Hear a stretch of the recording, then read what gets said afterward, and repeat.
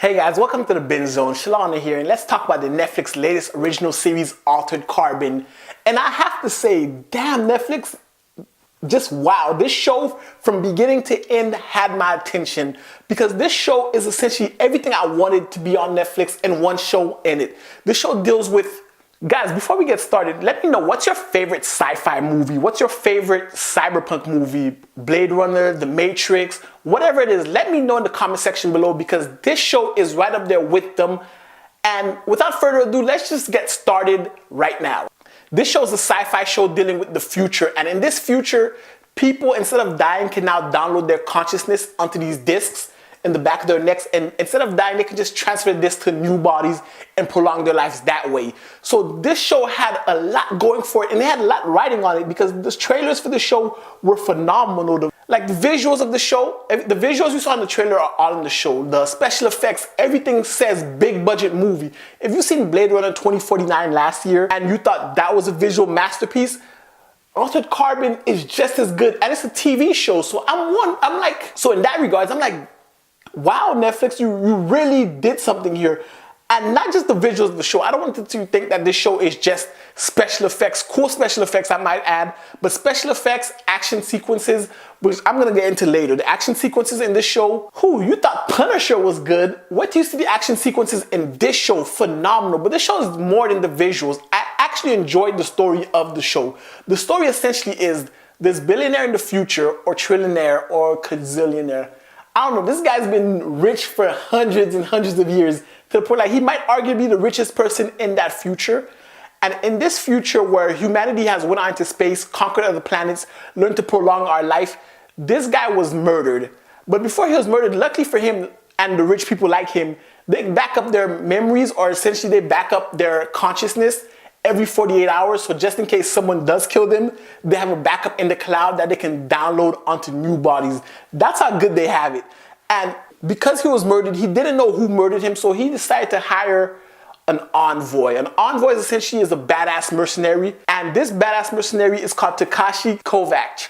And Takashi's been frozen for 250 years. In this universe, what they do, instead of putting you in jail, like let's say you have to serve a sentence of 100 years. Instead of putting you in jail for 100 years and having your body rot away and put you in a new body, what they do is they download your consciousness, they remove your disc, and they put your disc essentially in storage until your prison sentence is done. So after 250 years, he brings out Takashi Kovacs and has Takashi try to figure out his murder. And that's when the story really takes place, because Takashi is more than what we thought he was. He's more than anyone thought he was, because in this show, because we follow Takashi in 3 timelines. In this timeline, when he's in the body of Stryker, and as Stryker, he has to try to figure out the mysteries of what happened to his benefactor, the guy who hired him to figure out his murder.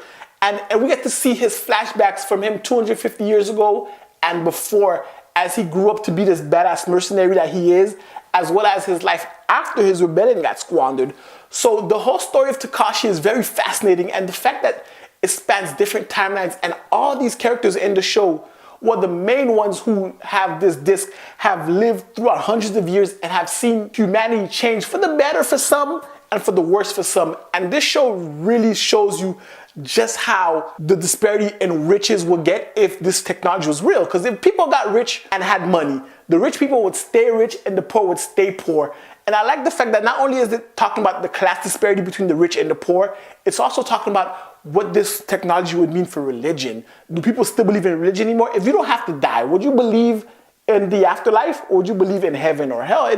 All those questions are posed in this series because a lot of people don't subscribe to religion anymore in this future, because I'm never gonna die. I'm just gonna keep downloading my consciousness and keep going. And if I get put in jail, I'll be in jail for what, 100, 200, 300, 400, 500, 600 years?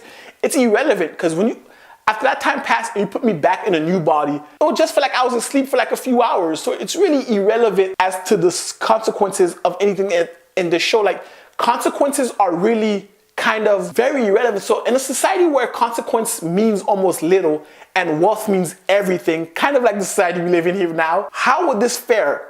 And I like the fact that this show asks that question without being too heavy. If you've seen Blade Runner and other shows of that nature, like The Matrix, they get pseudo heavy, real heavy on the subject matter they're talking about, whether it's human consciousness, whether it's the machines.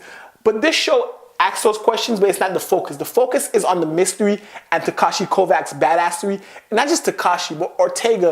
This show has so many characters that it's so hard to wrap yourself around who's your favorite character, because every character brings something different. Every character has their own story. Even the artificial intelligence in this show, such as Poe, have their own story, bring their own character, bring their own form of richness that I did not expect. I went into the series expecting a decent sci-fi series.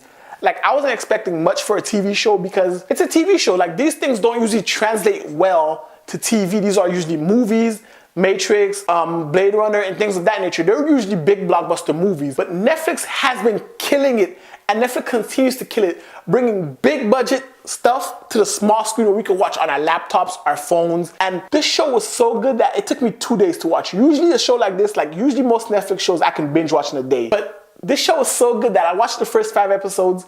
I took a day to myself afterwards. I watched 5 hours of TV. And I didn't watch it until the next day because I had to savor what I was watching, because this show is phenomenal. It's fun, it's action-packed. There's everything you could ask for in a sci-fi show. The visuals, the special effects, the CGI, through the roof. The fighting action sequences, through the roof. The plot is amazing. The fact that there is no slow episodes. Usually Netflix shows, if you've seen the Netflix shows, like if they're 12, 13 episodes, there are a few episodes that are like, really Netflix? You could have cut that hour out. But because this is 10 episodes, action-packed, you get what you want and you keep going. I thoroughly enjoyed it, and I'm gonna rewatch it and I'm gonna break down everything that happened this season, the theories that I think going into next season, and explain everything in the next video where I explain it. But anyway, guys, if you like this video, definitely the thumbs up button. If you guys haven't already, hit the subscribe button. Check out some other videos on the channel, guys. And until next time, binge on.